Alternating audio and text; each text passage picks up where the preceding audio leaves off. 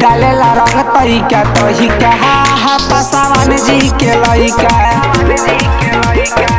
डालेला रंग तरीका तोहिका हा पासवान जी के लइका। होली में गलिया ऐसे रंगेला, होली में गलिया ऐसे रंगेला, जैसे कहियो ना रंगिका। डालेला रंग तरीका तोहिका हा पासवान जी के लइका। डालेला रंग तरीका तोहिका हा पासवान जी के लइका।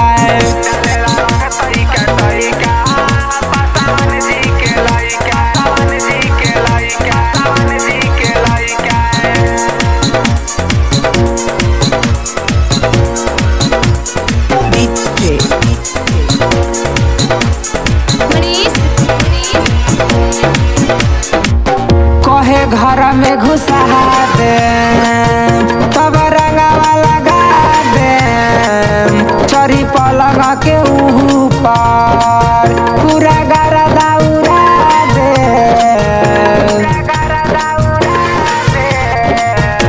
कहे घर में घुसा दे तब रंगवा लगा दे, चोरी पलंग के ऊपर पूरा गरदा उड़ा दे। सोची सोची हमार गइल जीवा डरी बारे रे सखी। डालेला रंग तरीका तोहिका हा पासवान जी के लइका। डालेला रंग तरीका तोहिका हई बलुआ के लइका।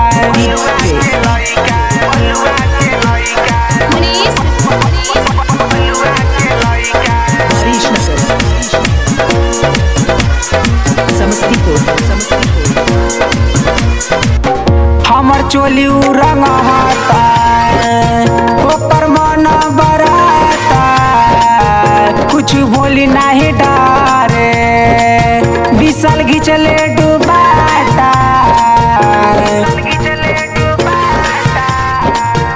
हमर चोली रंग हता ओकर मन बराता, कुछ बोली नहीं डारे विशाल घिचले डुबाता।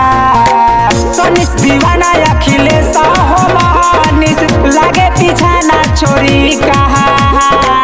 डालेला रंग तरीका तोहिका हा पासवान जी के लइका। डालेला रंग तरीका तोहिका हा मोतिहारी के लइका।